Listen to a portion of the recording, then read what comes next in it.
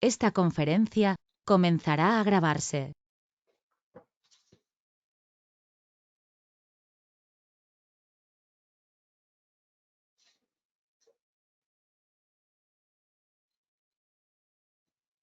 Bueno, buenas tardes. Pronto, ¿me escucha, William? Sí, A ver sí, sí, le escucho correcto. perfecto, Buenas tardes. listo. Bueno, buenas tardes, estimados participantes. Mi nombre es Camila, del Registro Nacional de Evaluadores. Hoy voy a estar acompañándolos para dar introducción al curso, para acompañar a don William, que es nuestro ponente de hoy. Em, Vamos a iniciar hoy con nuestro curso de revisión de avalúos inmobiliarios organizado por el Registro Nacional de Evaluadores, que será a partir de hoy y irá hasta el 30 de julio. Hoy 19 de julio hasta el 30 de julio, de 4 a 6 de la tarde.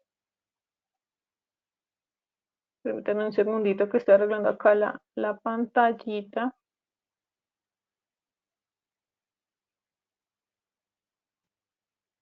Bueno, hoy tengo el gusto de darle la bienvenida al señor William. William Figueroa es arquitecto, egresado de la Universidad, perdón, William Figueroa, arquitecto egresado de la Universidad de la Costa de Barranquilla, especialista en gerencia de obras de la Universidad Autónoma del Caribe y en gerencia financiera. Cuenta con 40 años de experiencia profesional en proyectos habitacionales educativos y comerciales. Es evaluador en predios urbanos, rurales, especiales, establecimiento de comercio e intangibles. Es docente catedrático en la Universidad de la Costa de pregrado y posgrado. Es director de la Lonja Inmobiliaria de la Sociedad Colombiana de Arquitectos del Atlántico en el año 2002 y director nacional de la Lonja Sociedad Colombiana de Arquitectos del año 2020. Y actualmente está en revisión el libro sobre método residual con modelo de flujo de caja descontado para avalúos urbanos. Así que le damos la bienvenida a don William para dar inicio a esta primera sesión.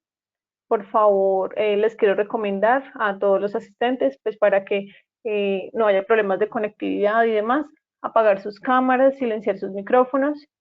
De pronto sus preguntas que vayan surgiendo, por favor, las pueden escribir en el chat y don William nos dará como la señal para formulárselas. Bueno, muchísimas gracias. Bienvenido, don William. Gracias, gracias, muy amable por la invitación, primero que todo. Saludar a muchos colegas, de los que he visto algunos nombres bastante conocidos de mi parte, y a los que en algún momento pues no recuerdo, de verdad mi saludo gratificante. Y con la espera, la expectativa pues de poderles dar este concepto que me han encargado sobre la revisión de encargos valuatorios.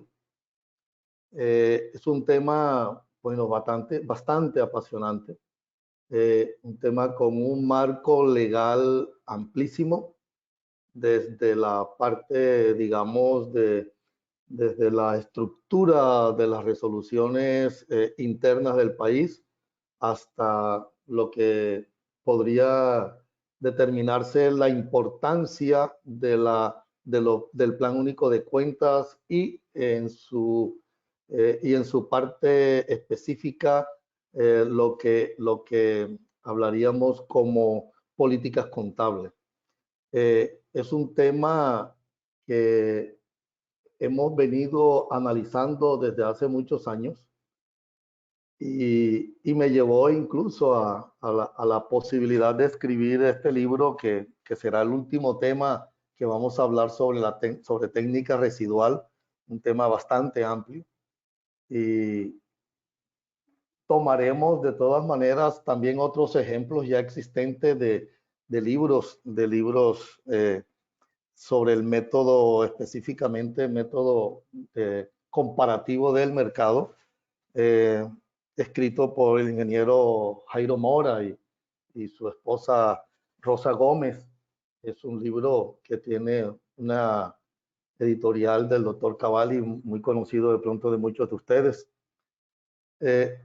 Hay tantas cosas apasionantes en el ámbito y en todo este escenario y en este cosmos que yo le llamo del conocimiento evaluatorio, que termina uno, como me apropio de alguna frase que dijo el doctor Francisco Ochoa hace muchos años en una conferencia, entre más leo y más sé, más preocupado estoy porque de pronto he podido entender de que me he equivocado muchas veces con anterioridad.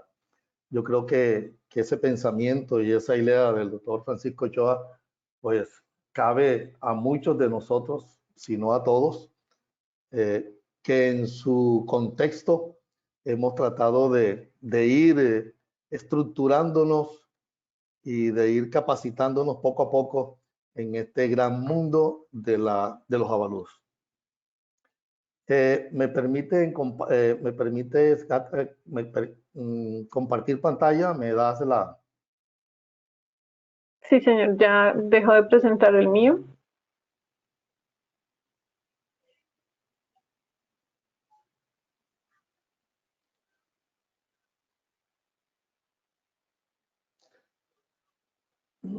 Bueno, mientras se va realizando la actividad de generar... Listo, muy bien. ¿Listo? Vamos a Ya esperar. dejé de compartir para que usted pueda compartir su pantalla. Ok, estoy esperando que me llegue la señal. Ok.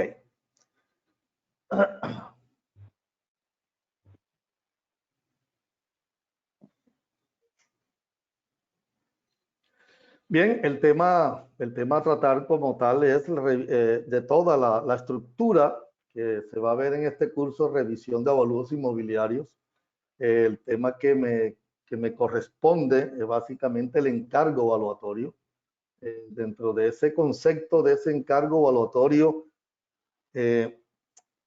voy a presentarles una diapositiva y vamos a verla de pronto repetitiva dentro del objeto y el objetivo que quiero dejarles principalmente en toda esta presentación, y es el marco jurídico y legal con el cual estamos contextualizando toda todo lo que corresponde básicamente a lo que es el avalúo o al encargo valuatorio específicamente, ¿cierto? Ahí tenemos ese marco que, digamos, el símbolo. Intento tratar de dar en cada charla que hago, dejar un símbolo que nos recuerde la importancia la importancia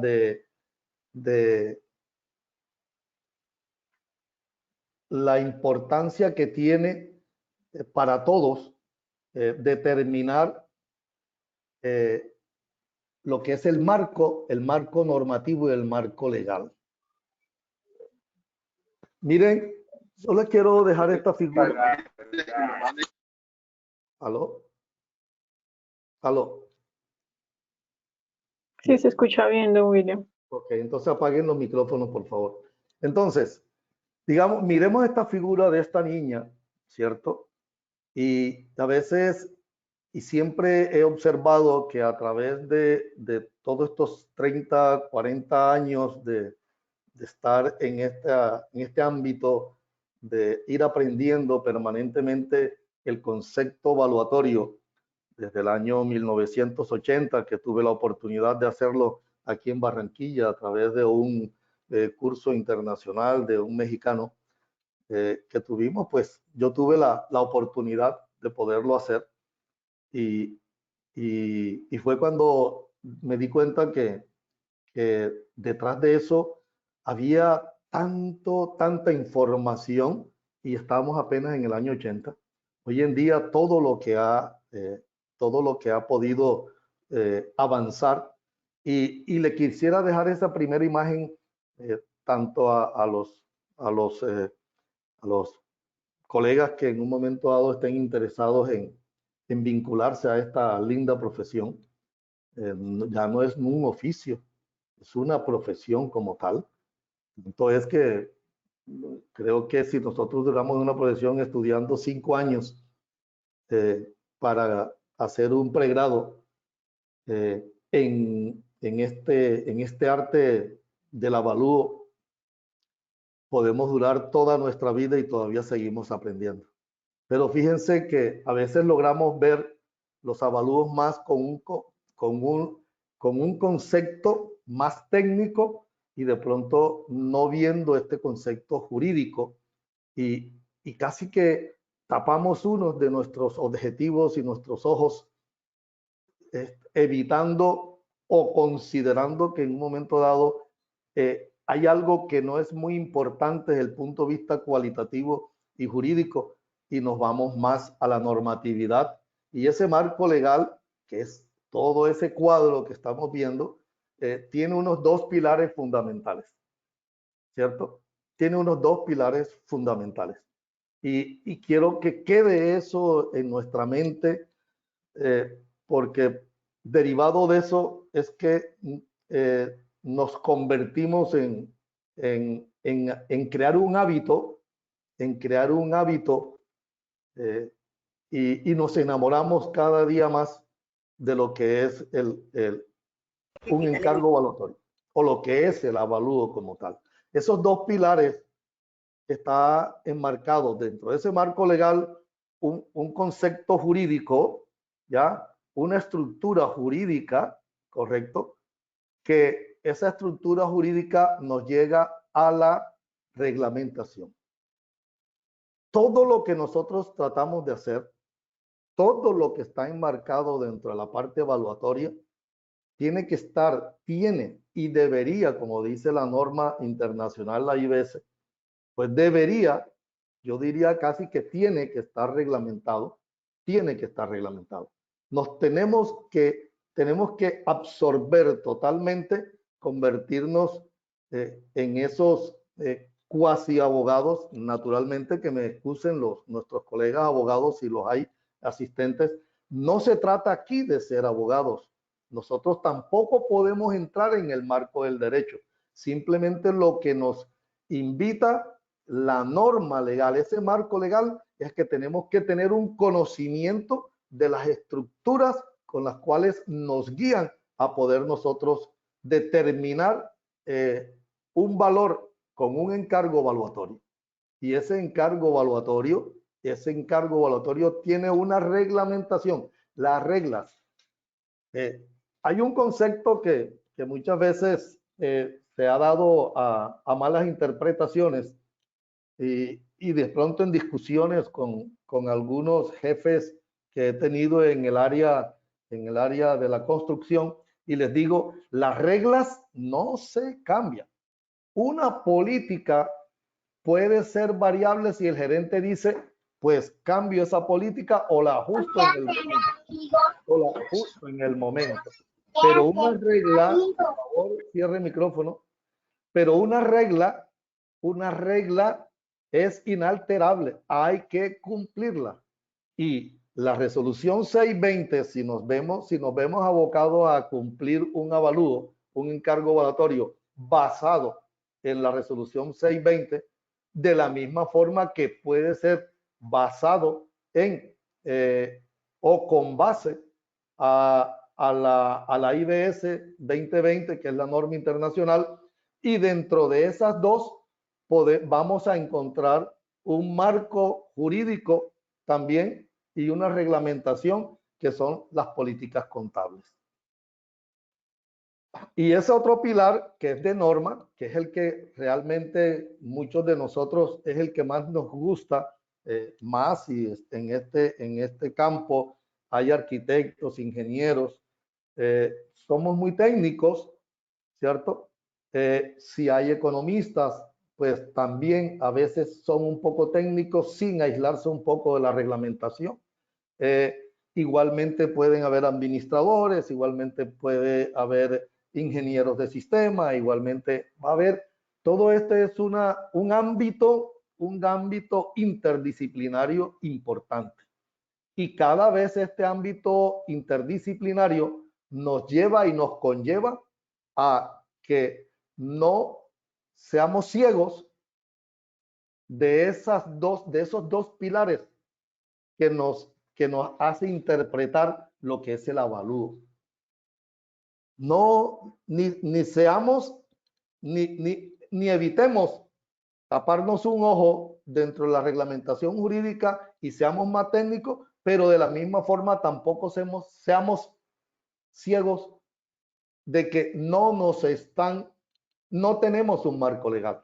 El marco legal es de carácter obligatorio y por lo tanto es fundamental que entendamos que no es que nos vayamos a aprender de memoria ese marco legal, sobre todo en este caso la resolución 620, para no tocar y posteriormente las normas internacionales. Si en la resolución 620 nada más tenemos 29 o 32 páginas, incluyendo la firma, las que podemos descargar de una página web, en la norma internacional tenemos 150 hojas para leer, ¿cierto? Entonces, y si nos metemos en la parte contable, de las políticas contables o en el plan único de cuentas, que es la que enmarca todo este concepto fundamental para nosotros tomar una decisión de valor, esa parte la veríamos ya en la segunda clase, ya la del 23, tengo entendido que me toca la última. Es fundamental tener claro cuáles son los conceptos de valor y a dónde tenemos que llevar ese concepto de valor. Nosotros no podemos hacerlo arbitrariamente, ¿cierto? Ni podemos, como vamos a demostrar en estas 2 horitas, vamos a demostrar la importancia de cumplir unas reglas de juego, ¿cierto? Unas reglas de juego que están escritas y que simplemente a veces las hacemos cortas y no las hacemos completas. Por consiguiente, yo los invito a esta figura. Abramos nuestros ojos, estructuremos nuestros principios, nuestra parte técnica, nuestra parte jurídica y ampliemos nuestros conceptos para que cuando nos den ese encargo evaluatorio podamos, ojo, esto es una recomendación que hace la IBS, podamos ayudar y recomendar a quien nos hace el encargo evaluatorio de completarlo, así haya quedado corto inicialmente en esa solicitud de ese encargo inicial. Por favor, apague el micrófono. En esa parte inicial, ¿cierto? Cuando se estructura esa parte inicial, por favor, apague el micrófono. Cuando se estructura esa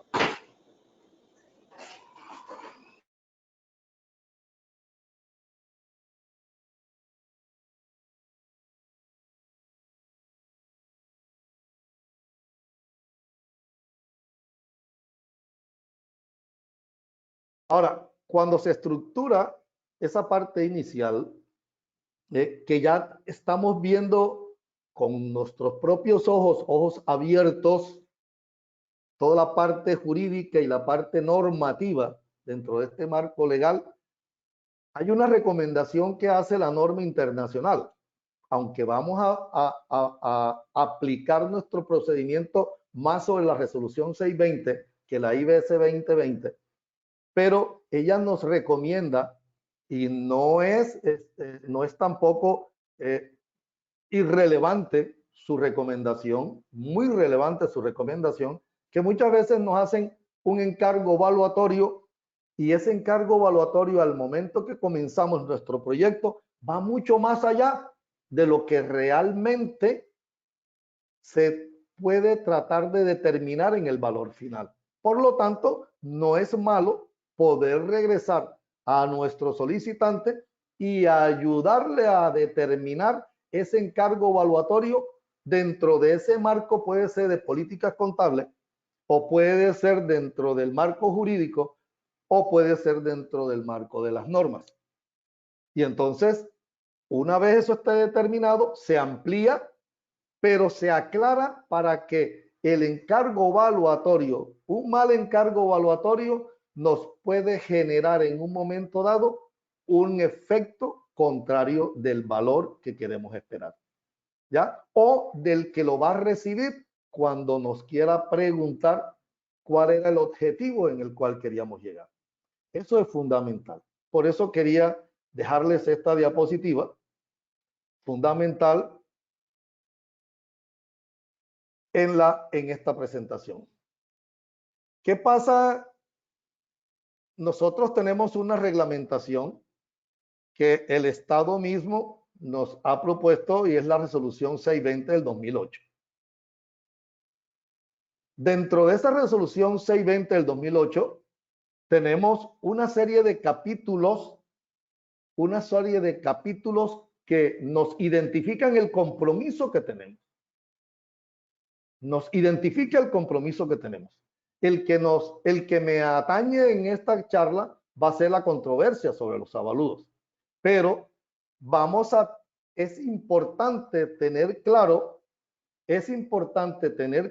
que todas estas definiciones de los métodos, la aplicación de los métodos, los procedimientos, los cálculos de plusvalía, disposiciones varias, hacen parte integral de poder determinar si hay una controversia de avalúo. Por consiguiente, se hace importante que dominemos ese marco regulatorio del Estado, que es el que nos combina desde el punto de vista administrativo. Ahora vamos a ver qué es lo que quiere el Estado con relación a esta resolución, ¿cierto? No es exactamente para particulares. Y también vamos a ver la comparación para dónde el particular, hasta dónde puede pedir un encargo evaluatorio sobre 3 marcos legales y jurídicos que están y normativos que están en nuestro medio, ¿cierto? De la misma forma se necesita saber de las fórmulas estadísticas para poder establecer si realmente hay una controversia o si se va a generar una controversia de avalúo. Así que la controversia o la solicitud de revisar un encargo evaluatorio no está estructurado única y exclusivamente porque yo creo. Tiene un sustento técnico y tiene un sustento legal. Y de él no nos podemos olvidar. No los podemos obviar.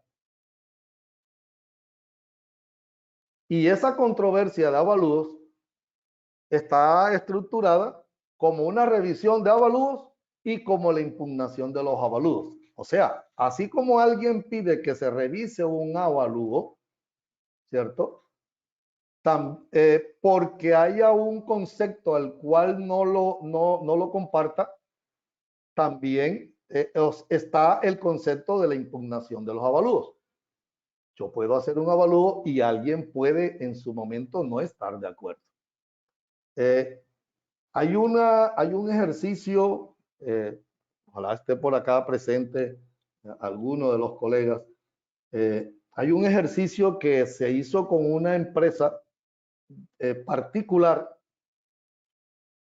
donde Catastro impugnaba una presentación de un avalúo de parte de la empresa privada porque cogían caminos diferentes y ya los vamos a ver dentro de los métodos y su aplicación. Uno cogía un camino de costo de reposición porque sus políticas contables Eso era una propiedad de inversión. Entonces, para hacer esa revisión, había que conocer esos antecedentes, había que conocer lo que el código, en este caso del Ministerio de Hacienda, el código que determina cómo se pueden hacer los planes de cuenta en general, pues es importante que se tenga ese conocimiento para poder, de la misma forma, la entidad de catastro generó la impugnación del avalúo porque estaban realmente bastante distantes dentro de esos dos conceptos, como propiedad de inversión, y el siguiente, naturalmente, lo realizaba como un costo de reposición y de mercado. Naturalmente, los valores son totalmente diferentes.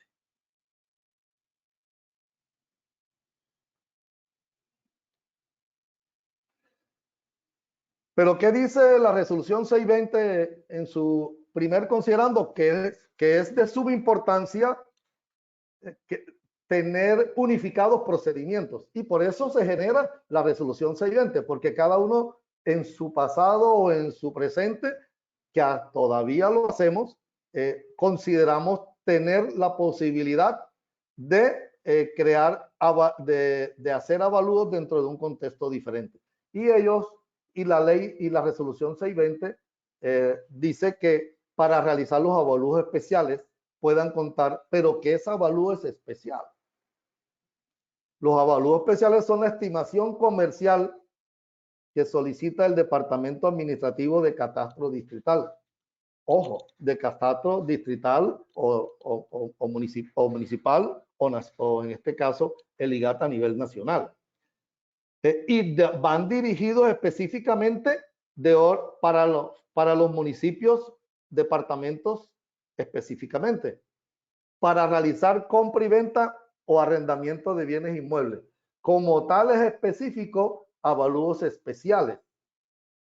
Y bajo ese criterio fue que se fundamentó. Luego sale, creo que la resolución 898, que posteriormente explica e indica que es un avalúo comercial. Eso fue ya en el 2013 o 2015, ya lo vamos a ver, ¿correcto? Entonces, para irnos metiendo en el contexto del concepto, que es lo que intento en primera instancia que podamos determinar.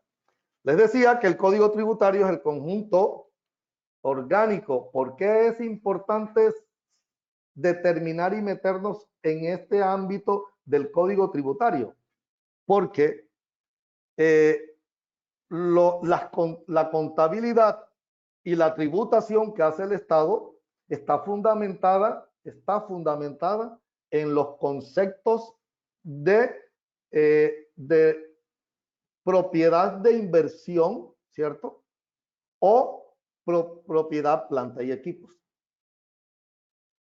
Fundamentalmente, esos dos conceptos son importantes tenerlos dentro de las políticas contables. Además, el Estado tiene sus políticas contables. Y vamos a ver que cuando hablamos de vida útil, ojo, cuando hablamos de vida útil en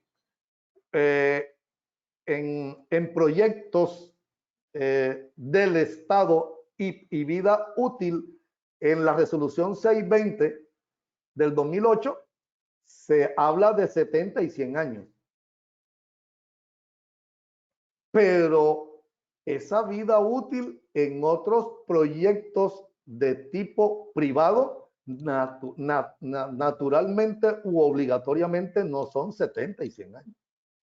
Porque una política contable de una empresa puede determinar que esa propiedad, planta y equipos sea de 40, 50, 60 años y no necesariamente 70 ni 100. Pero vamos por partes, ¿cierto?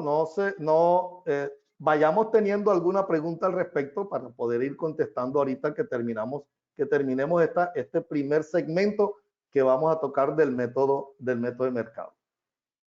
Entonces, se ha seguido aclarando de que no exactamente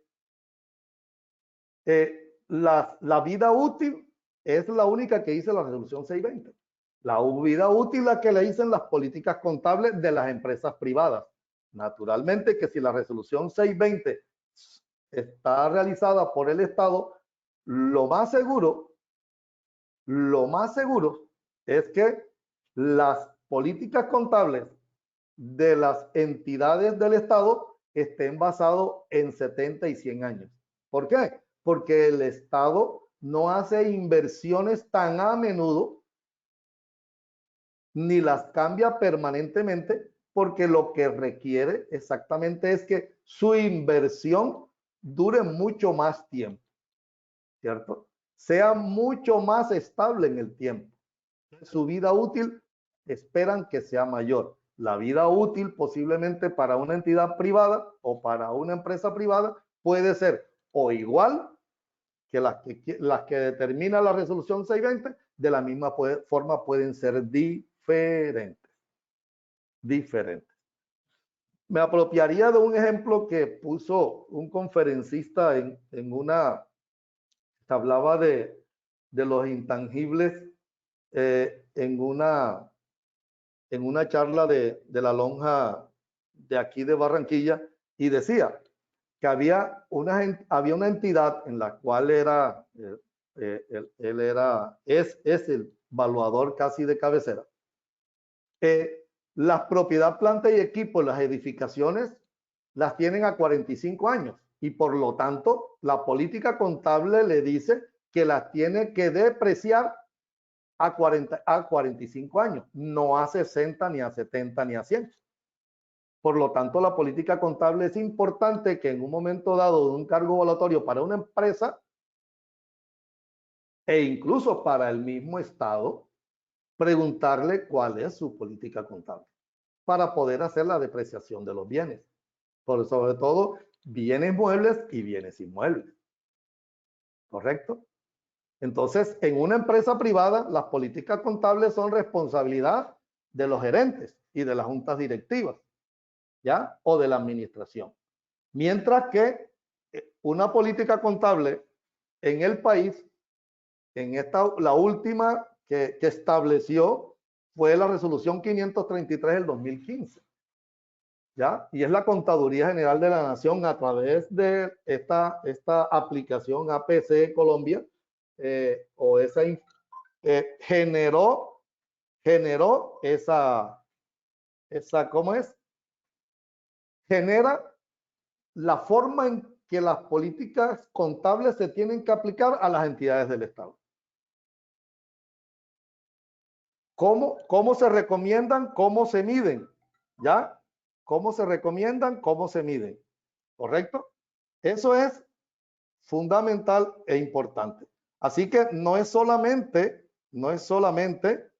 que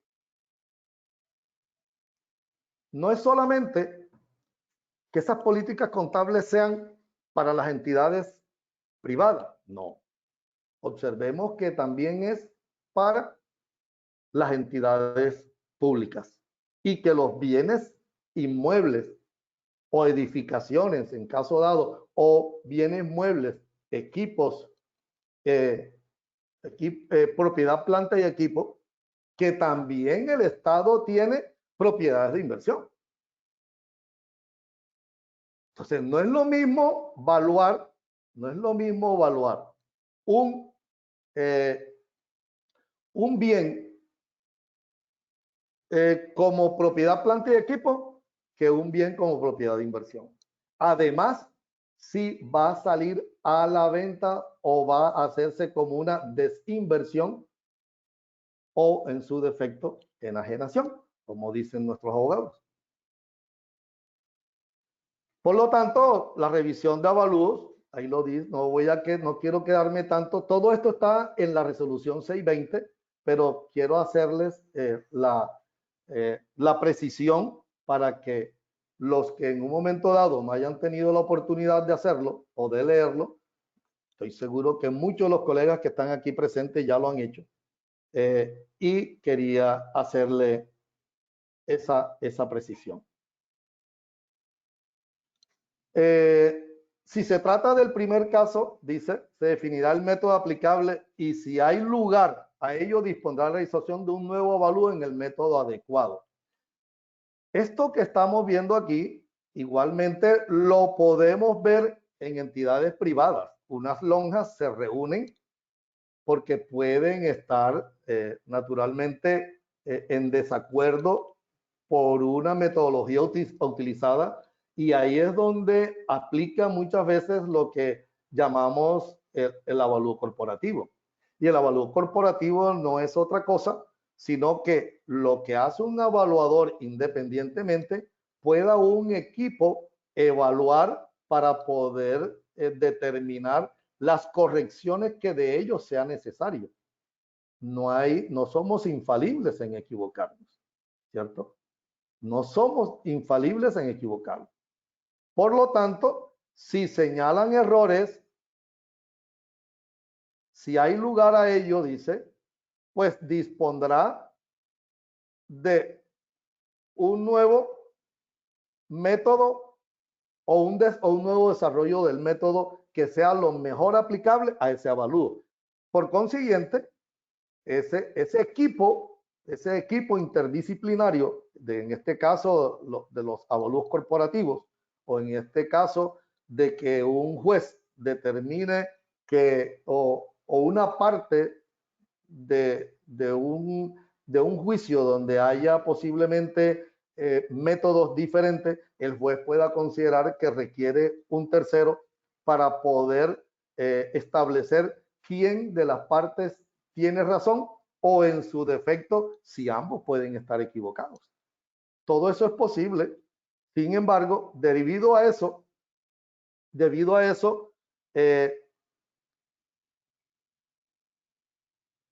municipio, si el avalúo es especial, deberá tener en cuenta si la argumentación presentada, bueno, ya eso se los expliqué. Lo importante aquí es esta resolución del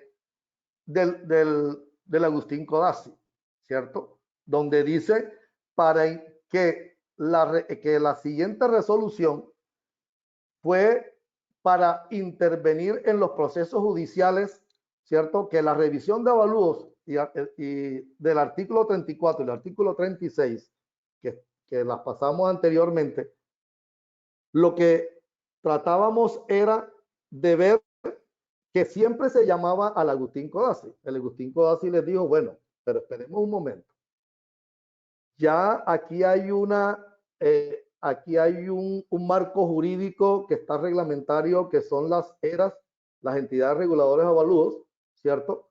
Y hay valuadores, por lo tanto, podríamos decirlo así en forma muy holgórica, ya no me llamen a mí, ustedes, señores jueces, tienen todo el contexto y la información de parte de las ERAs y la Superintendencia de Industria y Comercio para que llamen a los evaluadores que están inscritos en cada categoría. Eso en un momento dado, de una vez contextualizó que tenemos todavía una gran responsabilidad, tanto corporativa, por pertenecer de pronto a una entidad, ¿cierto? Y individual por la reglamentación que tenemos a través de estar inscritos en una entidad reguladora de avalúos. Por lo tanto, nosotros tenemos los encargos evaluatorios tienen naturalmente una explicación de unos métodos, y tenemos que el Estado, tenemos a un particular y podemos tener a una empresa. Particular, una persona natural, puede, o en su defecto, el Estado puede solicitar y una empresa. Sin embargo, ¿cuáles son los alcances que existen para poder estructurar un encargo evaluatorio? Los alcances están en la resolución 620, pueden estar complementados, son complementarios, como los planes únicos de cuenta, plan único de cuenta y las políticas contables. Y a su vez, desde la norma internacional, la IBS 2020. Si vamos a hacer un avalúo para el Estado, ¿cuál es su alcance? Está dentro de la resolución 620 y está dentro de las políticas contables. Si vamos a hacer un avalúo para un particular, podemos hacerlo si el alcance que solicita el particular sea a través de la resolución, sea a través de políticas contables, o puede decir, háganmelo bajo las bases de las normas internacionales de evaluación. Que naturalmente una empresa privada, ya no estamos hablando del Estado, igualmente, ¿qué es lo que va a querer que le hagan? Que le hagan su avalúo a través de las políticas contables que tiene establecidas, que están amparadas por el mismo Estado dentro del Plan Único de Cuentas. Y posiblemente lo diga, háganmelo a través de la IBS o normas internacionales de evaluación. Dentro de eso encontramos todos los métodos, ¿cierto? Dentro de eso encontramos el método de mercado,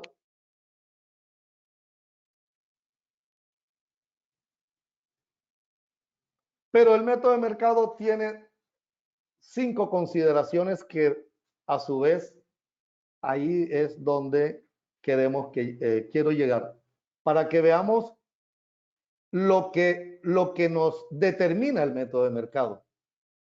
A veces nos quedamos únicamente con un solo proceso.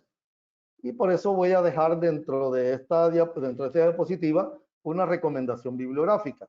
Para mí, muy importante para salir de las dudas de siempre estar llegando a un método de mercado simple, única y exclusivamente, o simple o directo.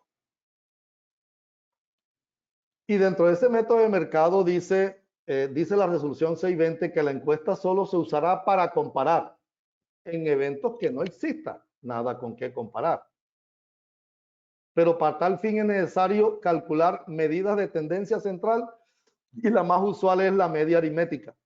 Normalmente llegamos hasta ahí.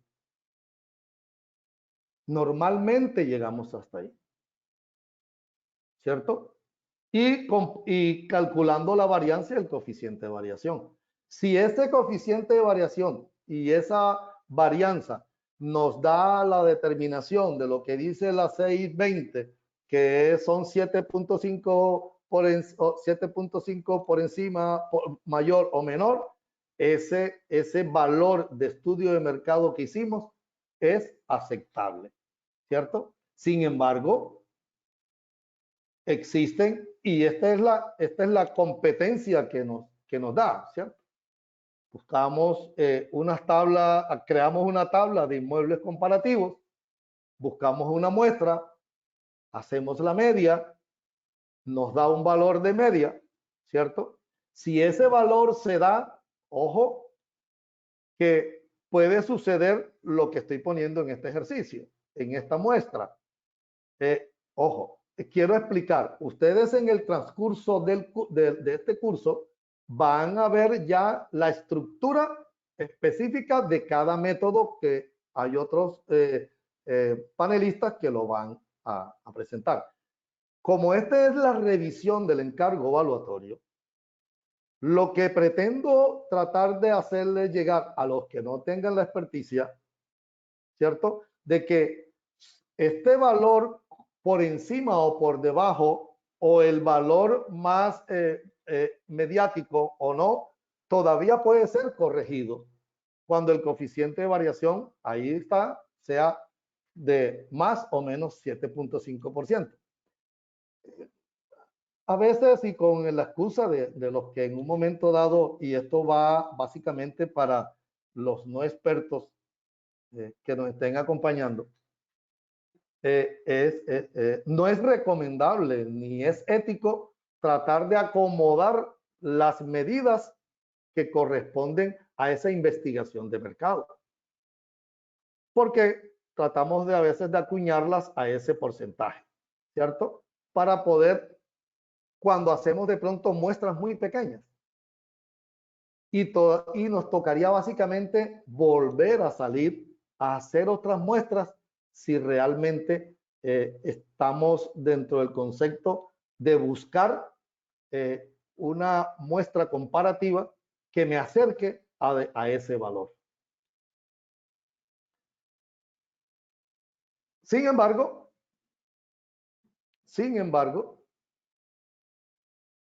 yo, el doctor Jorge Jairo Mora, ¿cierto? En su libro hace una de las grandes recomendaciones.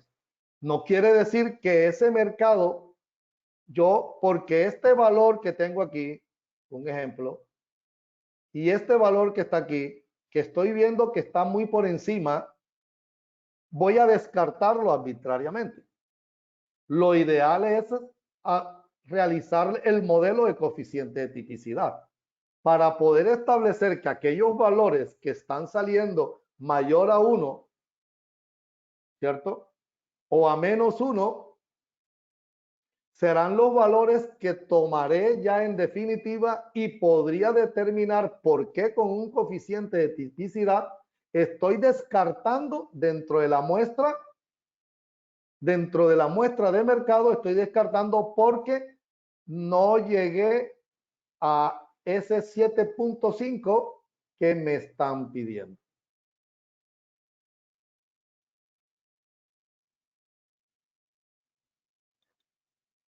¿Cierto? No llegué a ese 7.5. Entonces no se trata en su momento de intentar determinar arbitrariamente, sino que hay una formulación y un modelo. Entonces lleguemos a ese modelo, ¿cierto? Lleguemos a ese modelo.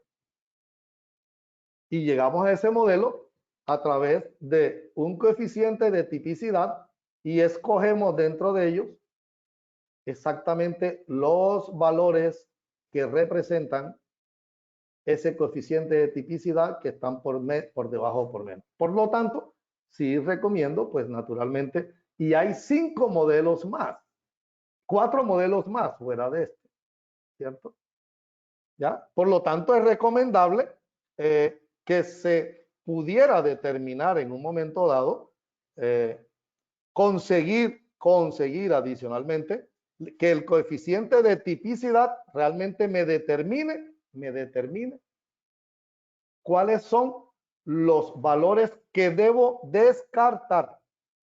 Los valores que debo descartar. No descartarlos porque creo, sino que hay un modelo, ¿cierto?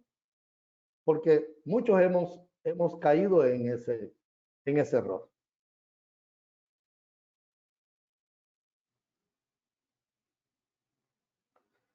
Y cuando los inmuebles obtenidos sean para hallar el valor de las construcciones, y entonces ya aquí nos vamos a ajustes por regresión.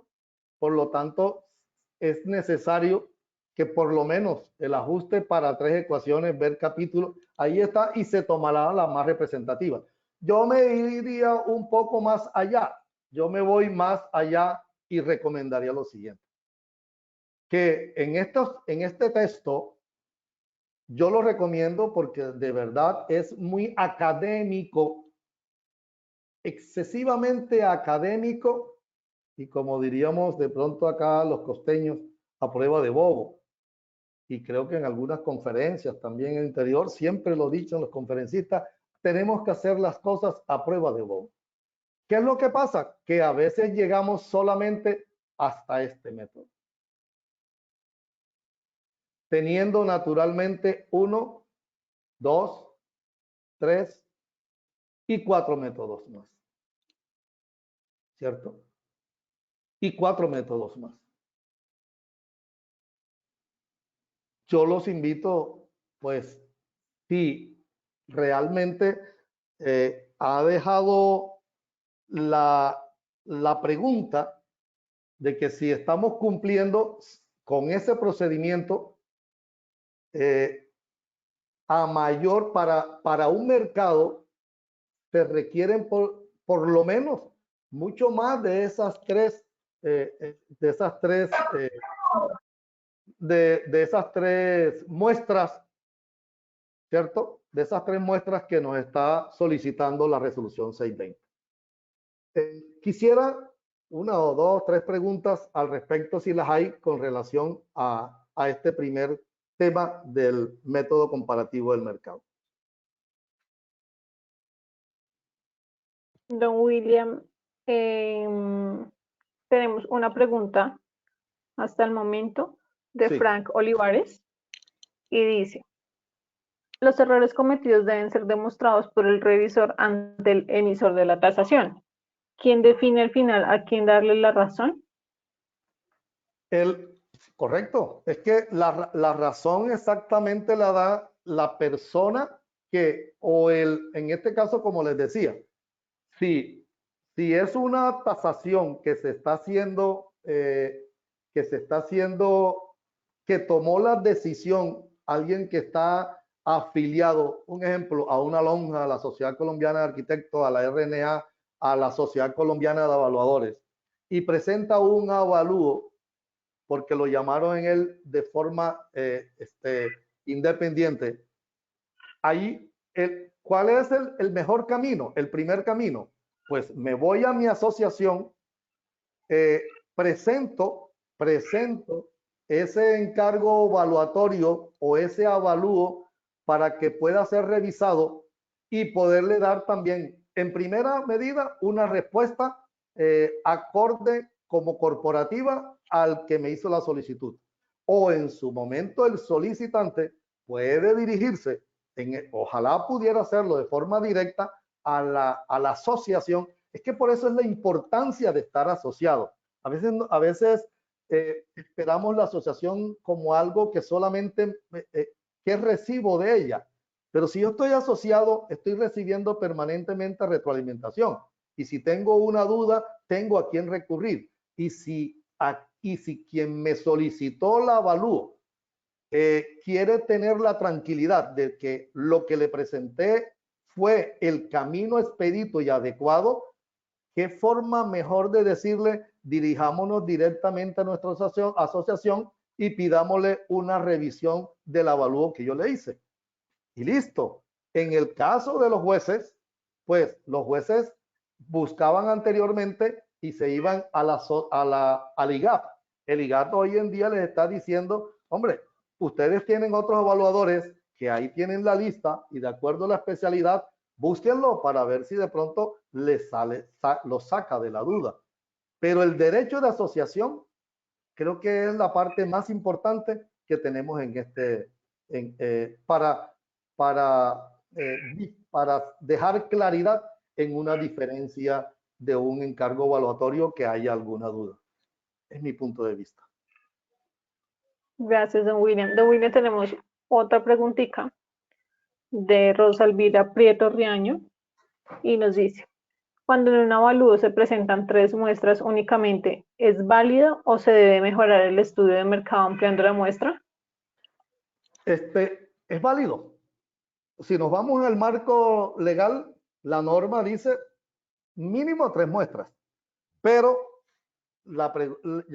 respondería casi que con otra pregunta, y escúcheme, o sea, a veces podemos tener la tranquilidad de que esas 3 muestras representan el mercado, ¿cierto? Si yo voy a hacer un coeficiente de tipicidad, regresémonos un momentico a ver. Si voy a hacer este coeficiente de tipicidad y solamente mis 3 muestras fueran estas,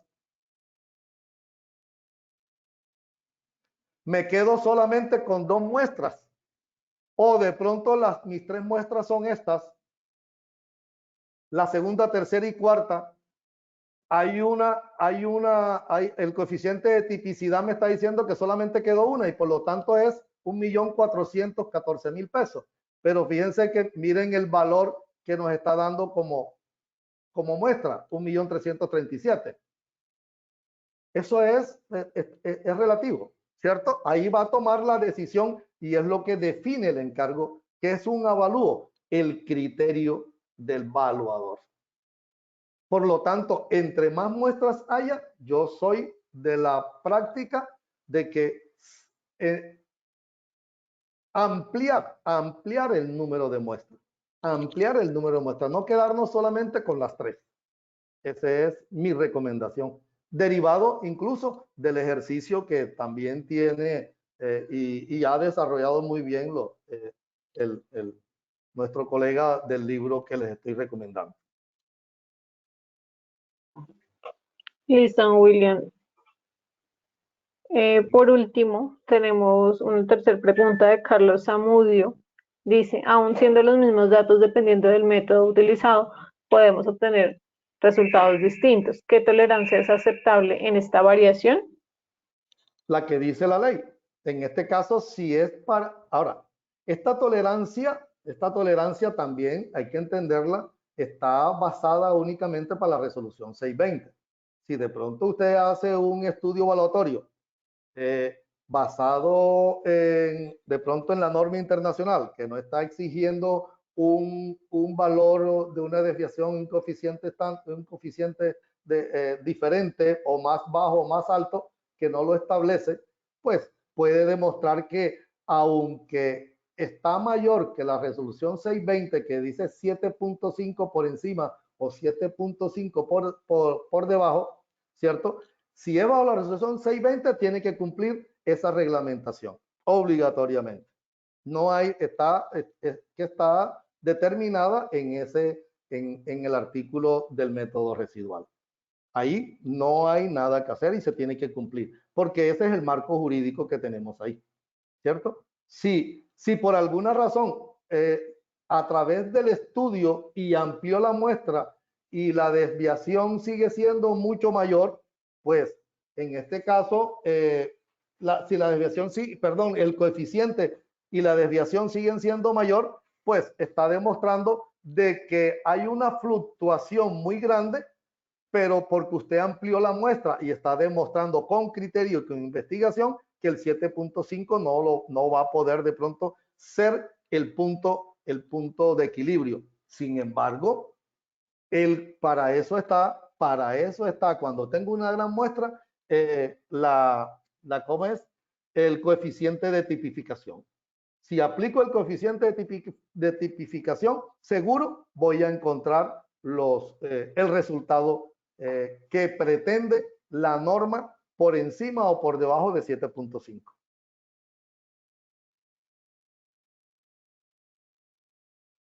Listo, William, muchísimas gracias. Hasta ahí van las preguntitas hasta el momento. Listo. Vale, entonces nos vamos al otro método. Fíjense que este costo de reposición se ve todo tan sencillo, ¿cierto? Creo que aquí nos vamos a gastar esta hora. De pronto menos, pero es que fíjense que parece todo tan sencillo, ¿cierto? Cuando yo veo la resolución 620 y la leo y la leo y la leo, me acuerdo mucho y me remito a lo que es en proporción, naturalmente. Excúsenme los que en un momento dado dirán, no es posible, a la Constitución Política de Colombia, ¿cierto? La Constitución Política de Colombia no estableció cómo se tenían que hacer los planes de ordenamiento territorial, pero sí determinó que tanto el Estado, tanto los departamentos, los municipios, debían tener una estructura dentro de su plan de ordenamiento territorial en la parte urbana y en la parte de inversión. Por lo tanto, generaron la ley 388 de 1998. ¿Cierto? Entonces, ¿qué hace en este caso la resolución 620? Se dice, bueno, el método de reposición es esto, y nos los define. Pero nos los define y lo que yo diría, nos monta un mico, ¿cierto? Y que ese mico a veces no lo vemos. Yo vi todos los avalúos por el método de reposición muy completos tal como lo vamos a ver ahora. Sin embargo, he visto unos que solamente aplican esta formulita, que el valor, que el valor comercial es el costo total de la construcción menos depreciación y el valor más el valor del terreno. Listo. Y así lo aplican o hacen un cuadrito como lo vamos a ver más adelante. ¿Cierto? Pero es que el método de costo reposición, no, eso va mucho más allá y vamos a ver el detalle de desmembrar el artículo 3 y el artículo 13. ¿Cierto?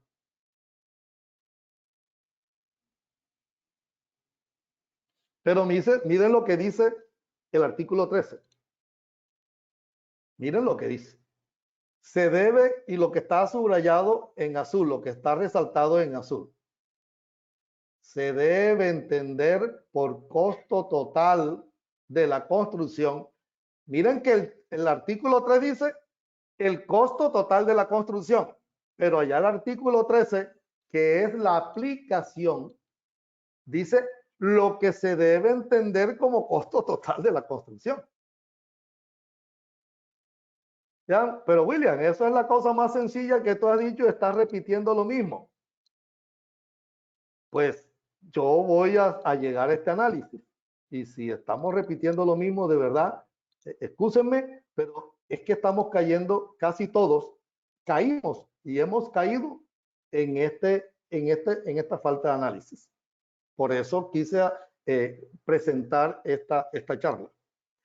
Costos directos, ya lo sabemos. ¿De dónde lo sacamos? Hombre, podemos sacar costos directos de las revistas que hay en el mercado. Costos indirectos, bueno, los que somos arquitectos nos vamos a la 435 y a la ley que nos determina cómo cobramos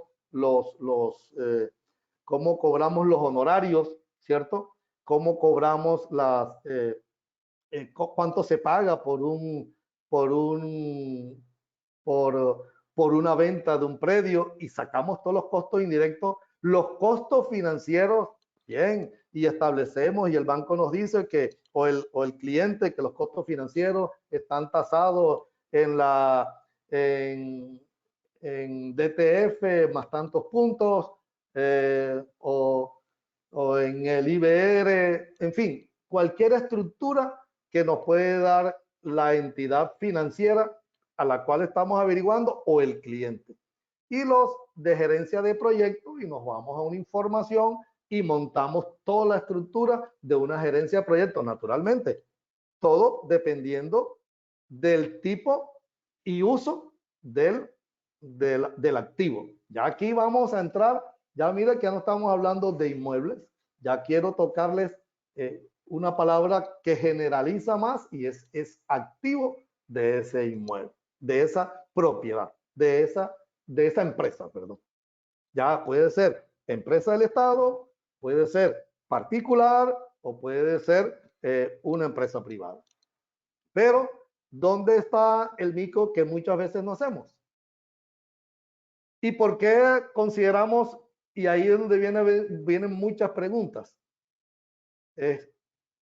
¿por qué muchas veces de pronto cobramos unos honorarios sin discriminar y sin sacarle el jugo a este método de costo reposición que consideramos que es el más sencillo? ¿Cierto? O uno de los más sencillos. Y me parece que aquí no hay ningún método fácil. Todo tiene un método, todo tiene una estructura científica. Todo tiene un modelo que hay que llevarlo hasta su fin. El mercado, porque tenemos que hacer estudios realmente de mercado. No encuestas. Nosotros somos, y lo hemos hecho todos. Todos. Aquí creo que no nos podemos salvar ninguno. Así sean los más expertos que estén de pronto presentes, de que hemos llamado a un colega para hacer una encuesta y comentarle si ha tenido experiencia en tal sector, pero eso nos sirve como una referencia, ¿cierto? Nos sirve como una referencia. Pero si de pronto estamos en un municipio dictando una charla aquí en la universidad, alguien me decía, es que en mi pueblo, en el municipio X, que no hay esa forma de poder estructurar mercado, ¿cuál puede ser el mejor método? Una encuesta o el costo de reposición. Encuentra uno en los municipios pequeños que muchas veces hasta los terrenos no tienen valor, en algunos municipios,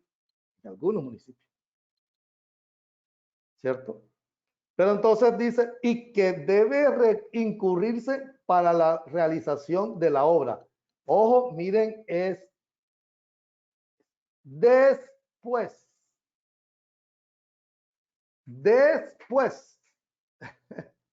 de calculado los volúmenes de unidades requeridas para la construcción. Ese calculado los volúmenes de unidades requeridas para la construcción, yo ponía un ejemplo. Bueno, digamos que estamos en el método de costo de reposición, ¿cierto? Que según el IGAT y la resolución 620 dice que preferiblemente son para inmuebles que no tienen método comparativo porque son únicos en el mercado.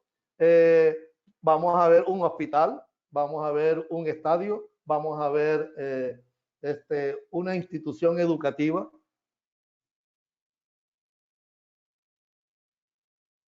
Después de calculado los volúmenes y unidades requeridas para la construcción. Pregunto, y la dejo para el análisis de preguntas, pero quiero dejarla ahí, ¿cierto? Calcular los volúmenes y unidades requeridas para la construcción es hacer un presupuesto completo. ¿Cuánto costaría el presupuesto? ¿Cuánto costaría el presupuesto del estadio? Del Rentería. Sabemos que el Rentería se gastaron 45.000 millones de pesos en la nueva adecuación. Mire que estábamos dando ya unos tics. Sabemos que en el Estadio Metropolitano para los Juegos de la Copa América se gastaron hace 15 años 22.500 millones de pesos. Lo que costó la construcción cuando lo inauguraron. ¿Cierto? Sabemos que el estadio Romelio Martínez, poniendo el ejemplo, y los que son fuera de la ciudad, fuera de Barranquilla, estoy poniendo estos ejemplos que conocemos, y el Romelio Martínez, ¿cuánto costó su reforma? Y sus adecuaciones. Yo hago una pregunta, y de ahí es donde viene esa parte en la cual no podemos caer, ¿cierto? Que es la pregunta que yo hago. El método se debe usar en el caso, aquí está, colegios, hospitales, estadios, ya se lo dijimos, pero miren lo que tenemos aquí y ahora les muestro la última foto, ¿cierto? Un centro comercial es una propiedad de inversión, un activo de propiedad, planta y equipo, dependemos cómo lo vea. Un hotel igual, un colegio igual, ¿cierto? Un hotel, un centro comercial. Pero pueden haber inversión de tipo social, ¿cierto? Que son las del Estado, y aquí está la alcaldía de Medellín, está un hospital y está un estadio. Y este es el Romelio Martínez, que ya fue reformado, ¿cierto? Entonces uno se diría, si me mandan a calcular el estadio Romelio Martínez, la actualización, no enajenación, sino la actualización del activo, pero antes de llegar allá yo les digo esto, ahí están también colegios que tienen. ¿Cuánto, de qué forma o cómo calcularía el proyecto cuando termine en Arena del Río, aquí en Barranquilla? ¿A costo de reposición? ¿Para quién sería costo de reposición? ¿Y para quién sería una propiedad de inversión? ¿O para quién sería un proyecto de enajenación, venta o desinversión? Miren que hay todos esos criterios para poder tomar la decisión. Si me mandan a evaluar una inversión social que sea del Estado, que sean del Estado, o si me mandan evaluar propiedades de inversión de empresas privadas, ¿cierto? Parece mentira, pero casi todas las políticas contables llegan a la misma conclusión, a menos que haya una gran diferencia, que ahorita la vamos a ver, que si es propiedad, planta y equipo, para la actualización, tanto la inversión social como la inversión en propiedad, planta y equipo de particulares o de empresas, requieren el costo, reposición, costo de reposición y en algunas veces renta. ¿Por qué? Porque no lo van a vender, ni ningún predio de estos lo tienen dentro del periodo contable de ese año para la venta. Esa es la primera gran diferencia. Entonces, tenemos ya tres conceptos, ¿sí? Propiedad de inversión, propiedad, planta y equipo, ¿cierto?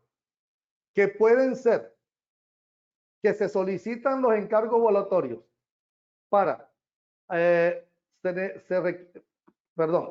requieren los encargos volatorios, los solicitan para ajuste y valor actual del activo, o lo pueden solicitar teniendo en cuenta que lo quieren hacer como una desinversión.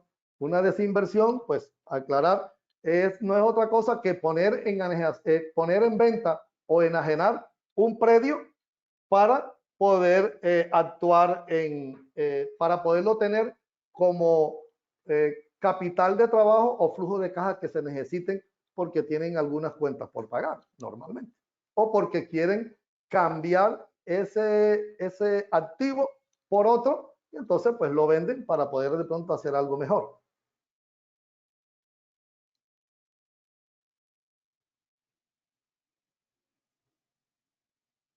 Entonces, ahí está ya separado los costos directos e indirectos después de calculado los volúmenes de unidades requeridas. Quería hacer hincapié en esa gran división. Entonces, después de cálculos,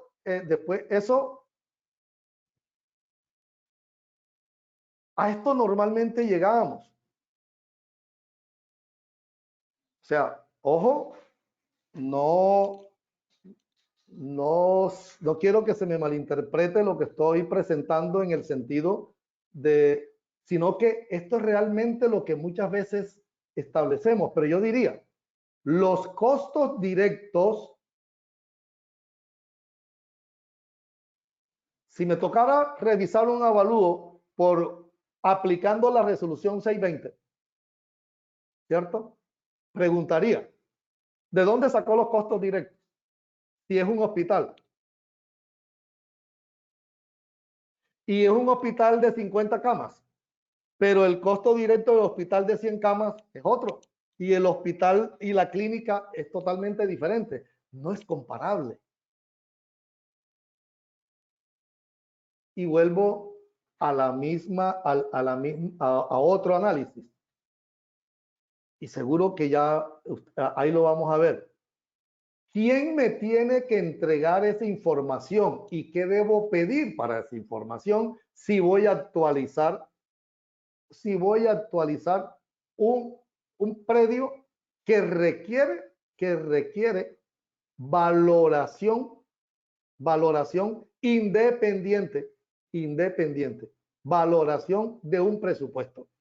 Si no me dan el presupuesto, pues entonces tendría que cobrarlo y hacerlo totalmente nuevo a precio de hoy. Pero si yo tengo un presupuesto y me lo da la empresa, que seguro que lo tiene, más no actualizado, pues yo lo actualizo con los valores del mercado.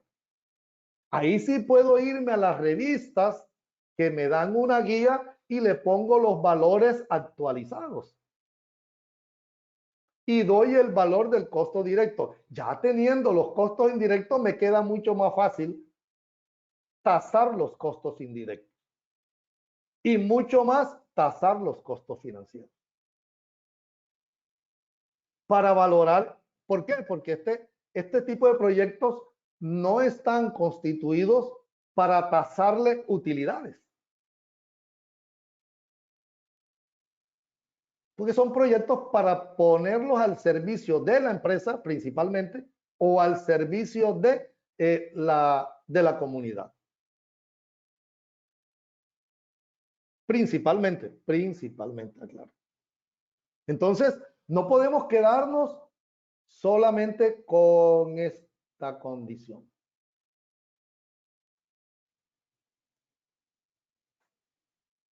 Si me dan el costo, si me dan la información del costo directo, yo continúo mi avalúo.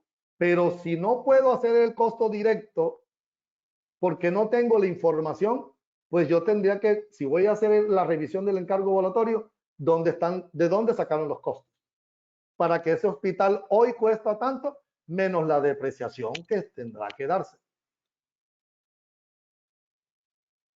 En una clínica que tuve que hacer un avalúo, yo lo que recurrí fue al especialista. Había un arquitecto amigo que es especializado en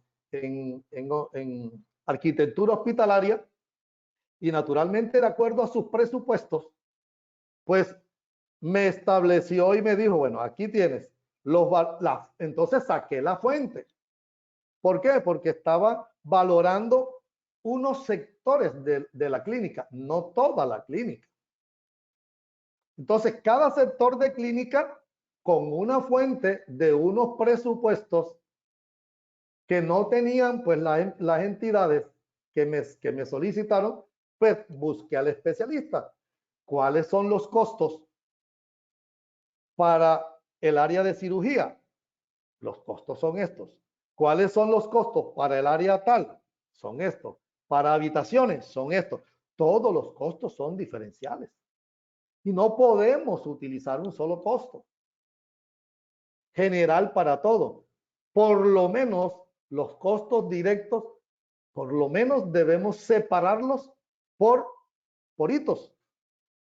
Si no podemos lograr que una entidad nos suministre toda la información y se tiene que hacer la aclaración. Como no te están cancelando dentro de sus honorarios, el avalúo tomando todos los costos y volúmenes del activo que se está valorando, pues se generaron bajo estas circunstancias. Puede haber un margen de error, lo más seguro, pero es que el alcance, por eso es fundamental el alcance, porque mañana el dueño de la clínica podía decir, pero usted ¿por qué puso estos precios?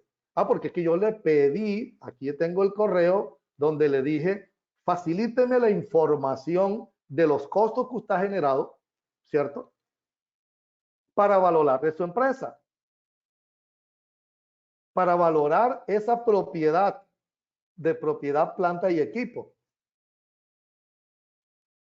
¿Qué tal si él me hubiera dicho, ah, no, lo que pasa es que la clínica, la construcción es mía, ojo, la construcción es mía y yo se la tengo arrendada a la clínica? Entonces ya es una propiedad, planta y equipo, sino una propiedad de inversión.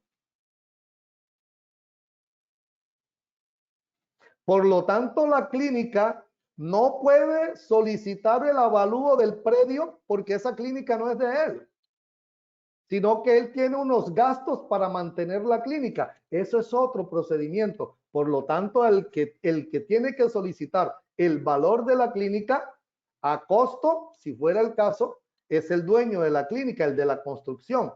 De la misma forma puede decir, valóremelo no como actualización del activo, sino valóremelo para la venta. Por lo tanto, el concepto que se va a dar al final está también incluido ya no costos financieros, costos indirectos, sino la utilidad esperada de esa inversión.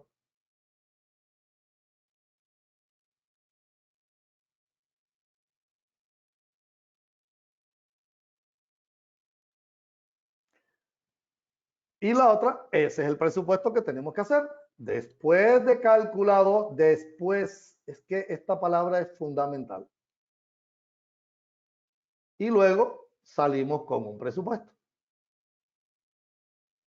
¿Cuánto cuesta hacer este presupuesto? Entonces el encargo evaluatorio tiene que ser muy bien definido. Exactamente muy bien definido. Porque nos lleva a malas interpretaciones y nos lleva a errores.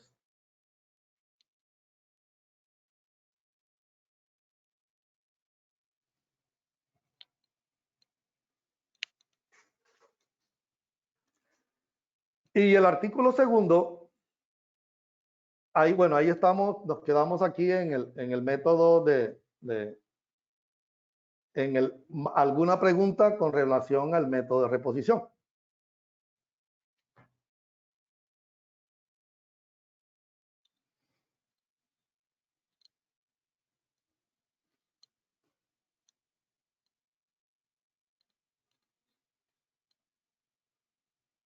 Don William, ¿me escucha?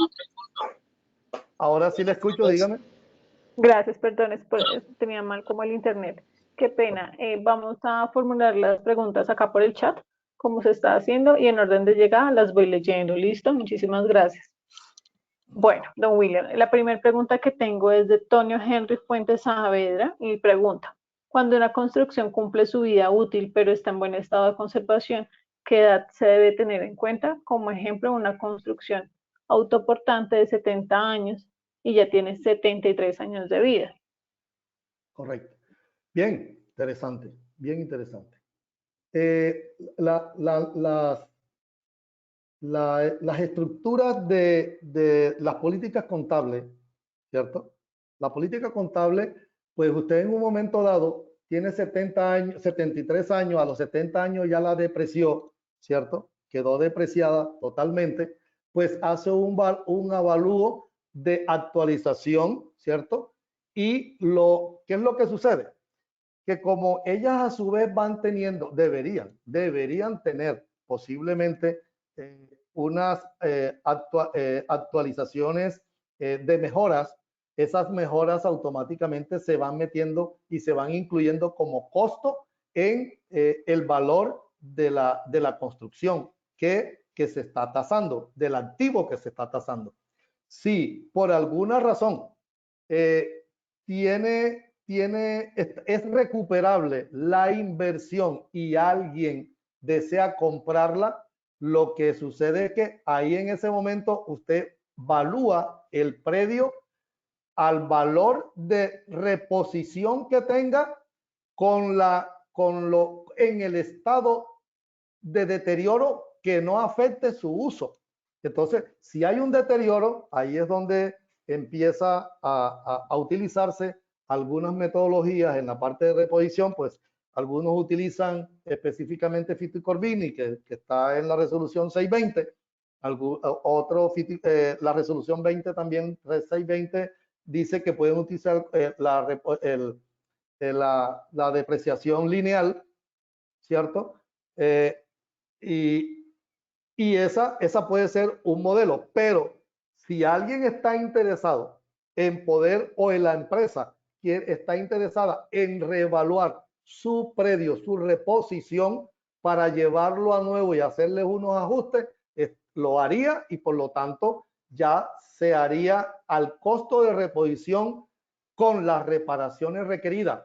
Pero si por alguna razón lo quieren vender, lo quieren enajenar o lo quieren vender porque lo quieren generar como una desinversión, porque ya consideran que le han sacado, le ha generado la utilidad suficiente y quieren construir un predio o un activo nuevo en otro lugar, lo venden al costo que genere la actualización del predio a nuevo, ¿cierto? Con una depreciación, la depreciación que establezca usted como criterio del estado en que se encuentra, porque una cosa es determinar que se deprecie en 70 años y que aún siga sirviendo 5 o 10 años más. Naturalmente, tiene que establecerlo ¿cómo es? En el avalúo, estableciendo para qué es, porque es que ahí es donde está la diferencia del encargo, ¿cierto? ¿Qué es lo que sucede con estos bienes? Puede ser bienes, incluso, ya este es un concepto más aplicado de tipo financiero y que a mí personalmente me gusta pues no lo utiliza uno mucho porque este caso que me está diciendo muy pocas veces se da, pero igualmente se da, este es el costo anual equivalente, que lo utiliza uno tanto para bienes activos inmuebles y activos de equipos, ¿cierto? ¿Qué es lo que sucede? Si ese bien que ha tenido una reinversión está siendo mucho más costosa mantenerla que hacerla nueva, pues preferiblemente es tumbarla o cambiarla o venderla como chatarra para poder tener ese equipo nuevo y que no me genere mucho costo de mantenimiento en el tiempo. Ahora, no todo lo que ya no funciona para una empresa específica no quiere decir que no funcione para otra empresa pequeña que quiere comenzar con ese equipo viejo.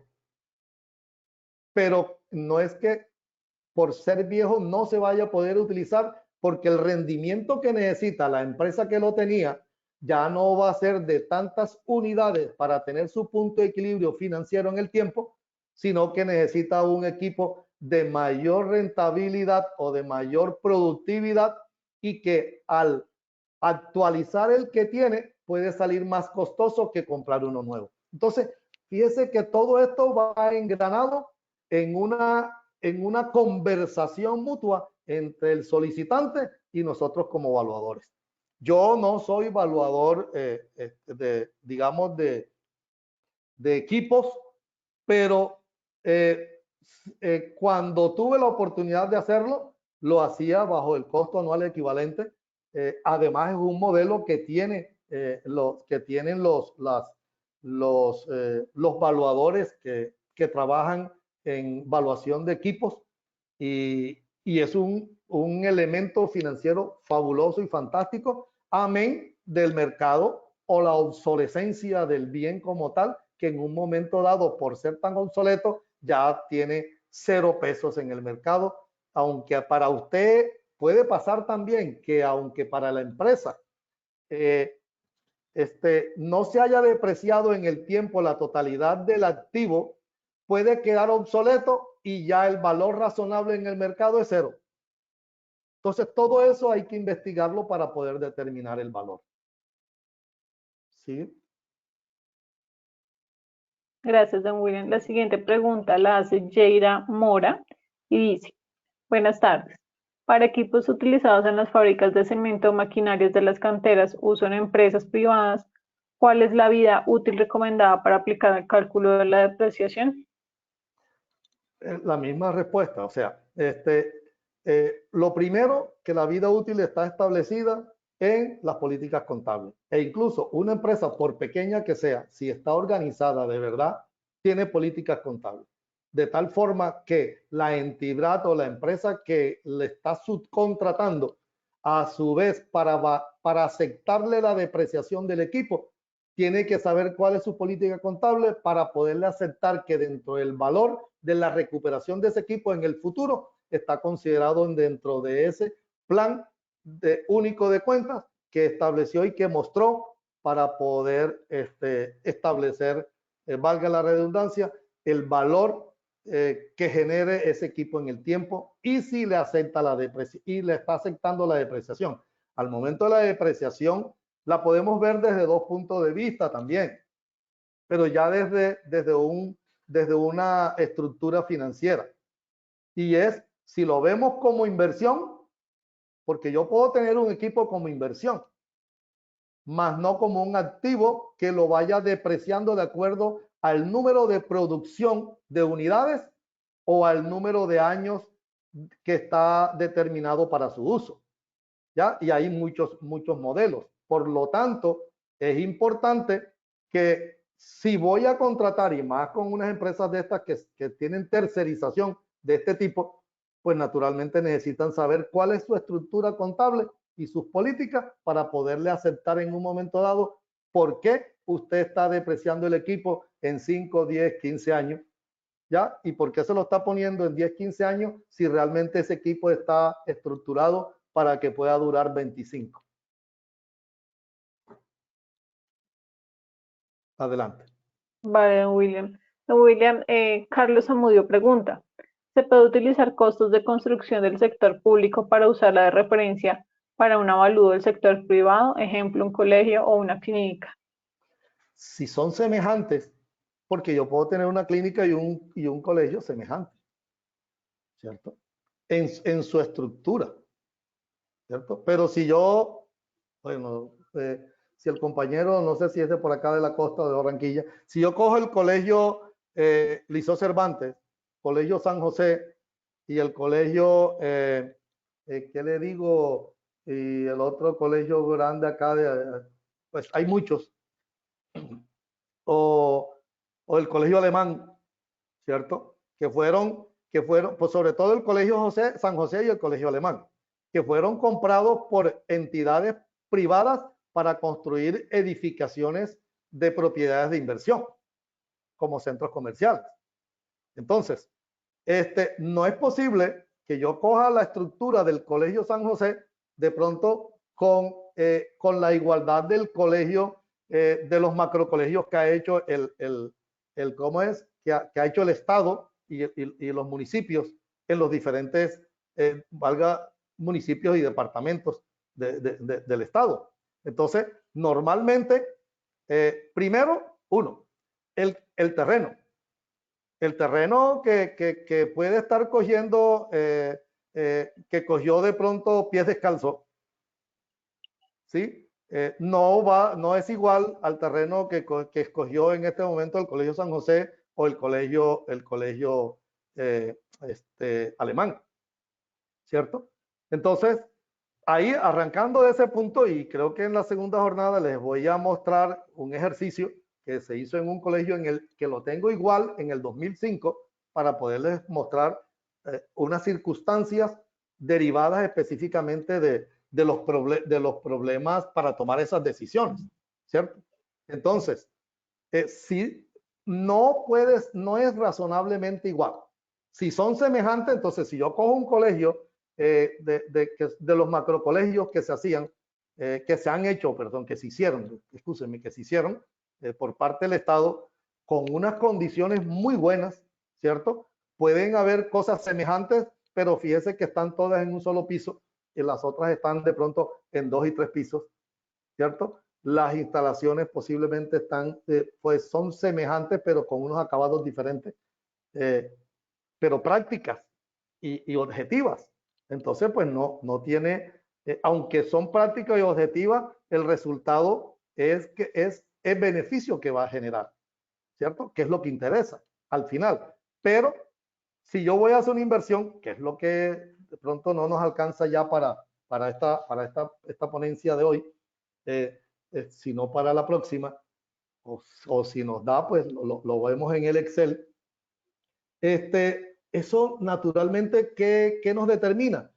Que tenemos que buscar semejanzas y ubicación, ¿cierto? Y el tipo de uso. Aunque son institucionales, pues las semejanzas constructivas son variables. Listo, muy bien. La siguiente pregunta es de Leonardo Vélez y dice, buenas tardes, ¿cómo sería el costo de reposición con bienes de patrimonio histórico? Espectacular. Piense que alguna vez, voy a mencionar aquí el doctor Howard, de Cartagena, que es un doctorado en patrimonio, me pidió el favor si le podía de pronto colaborar en la parte porque estaba ocupado, y lo menciono, y gracias, te doy ese beneficio de oportunidad que me diste, pero le fui totalmente con toda sinceridad.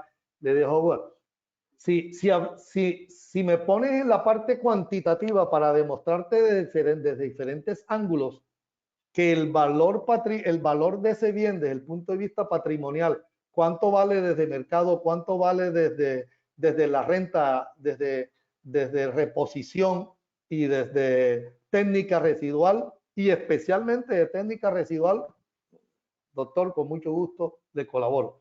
Pero la parte cualitativa, creo que aquí está presente un gran amigo,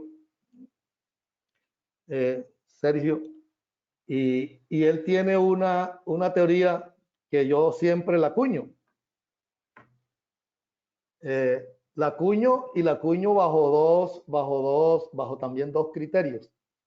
Y él dice, si a mí me mandan a evaluar un predio de bien cultural, patrimonial, y lo puedo hacer por mercado, ¿cierto? Buscando las semejanzas en el sector en cuanto a área y tipificación, coeficiente y toda esta serie de cosas, ¿por qué no lo puedo hacer? Así no sea un experto en patrimonio, es como un ejemplo, ¿cierto? Pero si naturalmente me dicen, tiene que cualitativamente informarme quién vivió ahí, por qué tiene un valor intangible, que ya no es ese valor de mercado, pues tendría que llamar al doctor Howard, ¿cierto? Pero si me dicen que es de esta categoría con este método, pues naturalmente que tengo los criterios suficientes para poderlo hacer. Entonces, todo está en el encargo evaluatorio. ¿Qué quiero lograr y cómo lo debo hacer? ¿Y con qué método lo voy a hacer? ¿Cierto? Entonces, yo le diría, si me llaman para que lo hiciera por el método de técnica residual, lo tomo y se lo quito de la mano. Y le voy a demostrar por qué, ¿cierto? Y lo mismo pasaría si es con mercado. Pero si es con reposición, posiblemente hasta ahí, hasta mitad del camino. Pero si me dicen, establezcame el intangible de ese predio, ¿sí? Su valor intangible, pues el intangible se calcula. Lo puedo calcular por el método de cómo es residual, facilito. Pero si cualitativamente tengo que dar mucha información histórica, pues tengo que llamar al que sabe. Tengo que apoyarme estratégicamente en el que sabe. Entonces ya el avalúo no es solamente mío, el avalúo es interdisciplinario, ya con personas que tengan ese bagaje y ese conocimiento para incluirlo dentro de mi encargo evaluatorio. Ya ese avalúo no es que yo lo pueda hacer, claro que lo puedo, pero seguro que voy a cometer muchos errores. Entonces, vamos a llegar a quien realmente nos puede ayudar a que sea un avalúo que aguante cualquier revisión dentro del encargo patrimonial. Hombre, la norma local no lo dice en ninguna parte. E incluso no lo dice ni siquiera la ley 1673. Pero fíjense que si nos vamos a la norma internacional dice clarito, casi que en palabras textuales, tú como evaluador no te la tienes por qué saber toda. Pero cuando tengas deficiencia en algo, busca al especialista para que entre todos puedan sacar un buen encargo evaluatorio, un buen resultado de encargo evaluatorio. Pero además dice, pero no es que vas a buscar a alguien y vas a hacer un encargo evaluatorio o un avalúo sin entender lo que el especialista te está explicando. Porque el que te va a preguntar que, con la responsabilidad que tienes de ese encargo evaluatorio es usted, que fue el que llamaron. Y si el doctor Howard me explicó, y si el doctor Sergio me explicó, y si todos mis colegas me explicaron, yo tengo que estar en la capacidad también de poder entender y explicarle al que me hizo el encargo, naturalmente, esta es la información por esto y esto y esto y esto. Y el doctor Howard dijo esto y esto y esto y esto, y esto se valora por esto, por esto, por esto y por esto. Debes tener la capacidad para hacerlo. No sé si eso responde la pregunta. Vale, don William. Y por último tenemos la pregunta de Sandra Niño, que dice, ¿hay algún caso en que no se aplique la depreciación por el método de reposición? ¿Hay algún qué? ¿Hay algún caso en que no se aplique la depreciación por el método de reposición? No, todos los demás. Todos los demás. Es que ahora vamos a ver un cuadro, creo que de pronto está aquí, si no, no lo volamos porque es importante establecerlo porque también les va a llegar es un cuadrito que armé de tal forma para establecer a dónde cabe un costo un método de reposición y a dónde no. Un ejemplo, un terreno no se puede hacer por costo de reposición. Imposible. Imposible. Porque un terreno no tiene depreciación. Pero si se hace por mercado, se puede hacer por renta. Se hace mercado, se puede hacer por renta. O sea que no tiene ningún inconveniente en hacerse. Pero no aplica ahí, en ese, vamos a ver si lo tengo en este, vamos a irnos atrás un momentico y tratamos de mantener, aquí está.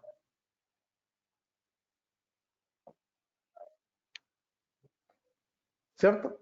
Miren que aquí tenemos ese marco que puede ser un activo nuevo, un activo usado, un activo terreno, según uso del suelo. ¿Aplica resolución 620? ¿Aplica política contable? Sí.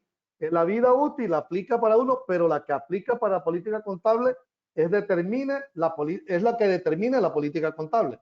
Pero podemos tener, fíjense, este cuadro que les voy a hacer llegar. Cuando vemos el terreno, ¿cierto? Cuando vemos el terreno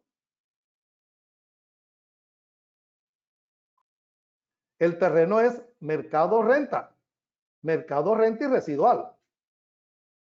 Pero todo un activo nuevo a costo de reposición y renta. Pero si lo voy a vender, tengo mercado renta, reposición y residual. Utilizo todos los métodos, son aplicables. ¿Ya? Vale, William, muchas gracias. Hasta ahí las preguntas. Bueno.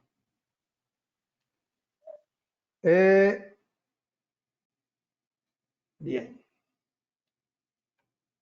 Pero fíjense que, bueno, tengo 15 minutos. Yo tengo otra charla ahorita a las 6 de la tarde. Voy a dejarlos aquí en esta definición y en este artículo. Y antes que todo, pues la clase final que está basado en el método de técnica residual y se va a complementar con la parte de método de capitalización. Aquí hay un errorcito. Vamos a arreglarlo enseguida.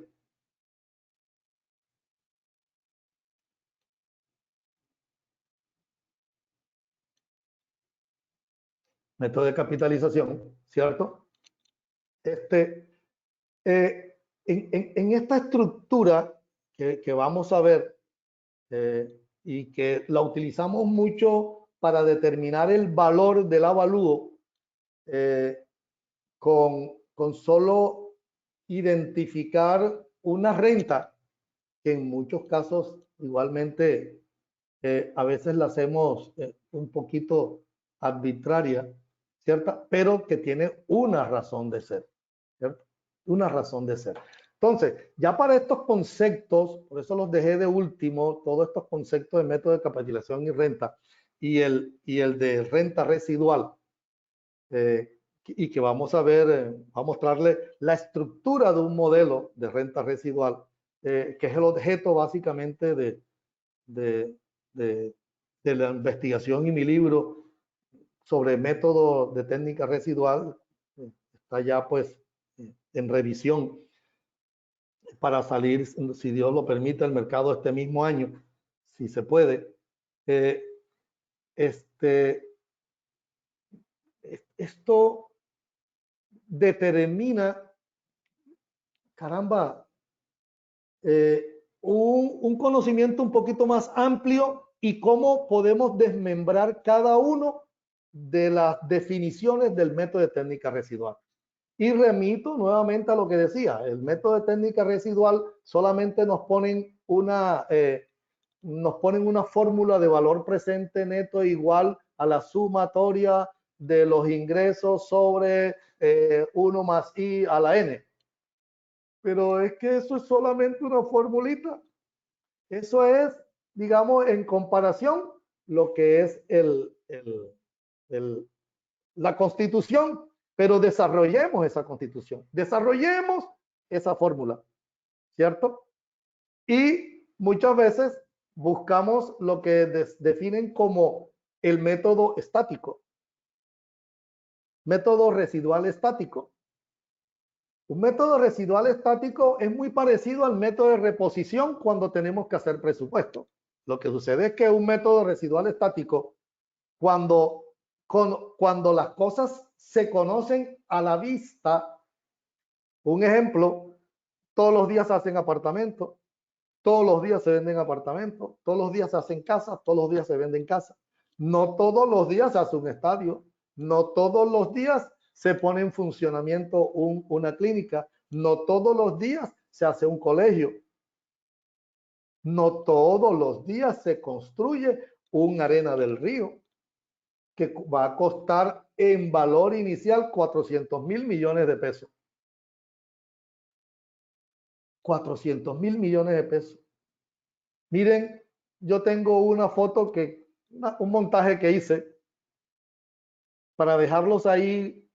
Yo quisiera dejar a mi audiencia pensando, ¿cierto? Ya no entrar tanto en la definición de la capitalización, que la vamos a ver en la segunda clase, pero esta foto.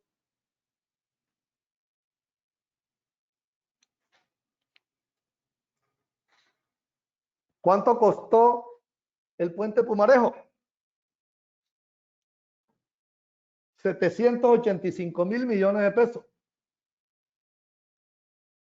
Es una inversión social, pero que se construyó por un aforo que se hizo desde que estaba el puente Pumarejo viejito, que lo tenemos aquí. Mírenlo allá cómo se ve de pequeñito, ¿cierto? Allá atrás, aquí, y acá tenemos nuestra gran mole, ¿cierto? Que costó 785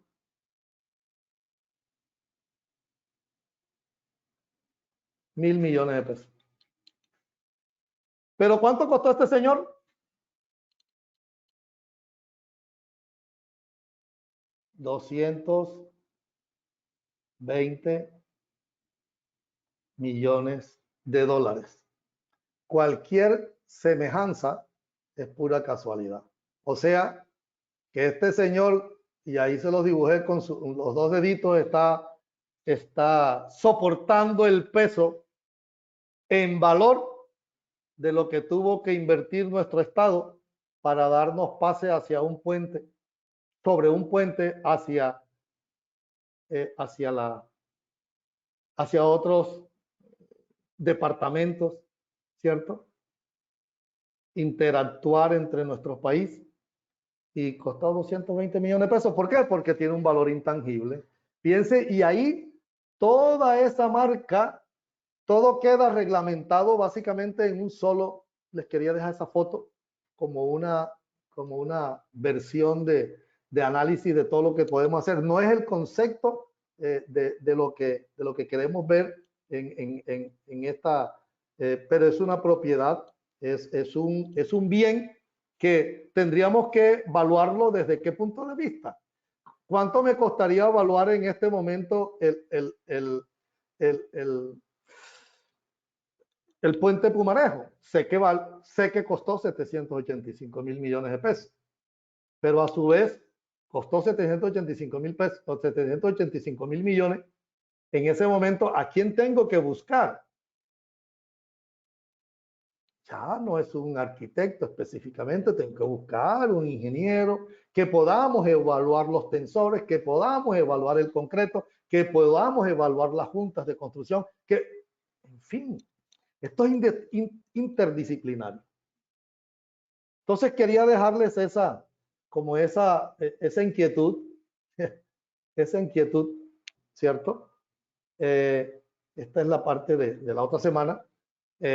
Sin embargo, esa inquietud quería dejarla a todos mis asistentes y que viéramos la importancia que en un momento dado tiene la determinación del encargo evaluatorio para poder determinar en qué proceso y en qué momento tenemos que tomar una decisión.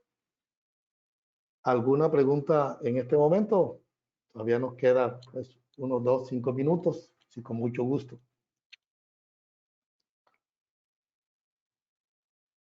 Don William, no tenemos preguntas por el momento. Bueno, muchas gracias a todos. Diríamos como dice,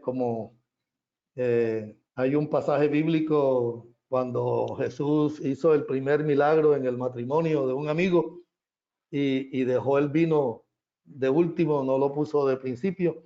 Ese es el vino que les quiero regalar para la próxima presentación. Muchas gracias a todos y que descansen.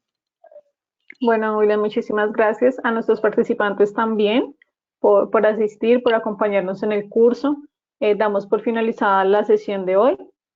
Les recuerdo a los participantes que aunque mañana es festivo en Colombia, vamos a mantener la sesión, es decir, que mañana hay sesión a la misma hora Colombia, de 4 a 6. Y muchas gracias a don William por compartirnos sus conocimientos. Nos veremos en la próxima sesión y a nuestros participantes que descansen. Mañana nos vemos. Muchas gracias a todos. Gracias a todos. Muy amable. Dios los bendiga y bueno, a seguir trabajando y estudiando. Así es. Gracias, don William. Hasta luego. Bueno, bien. Hasta luego. Espera.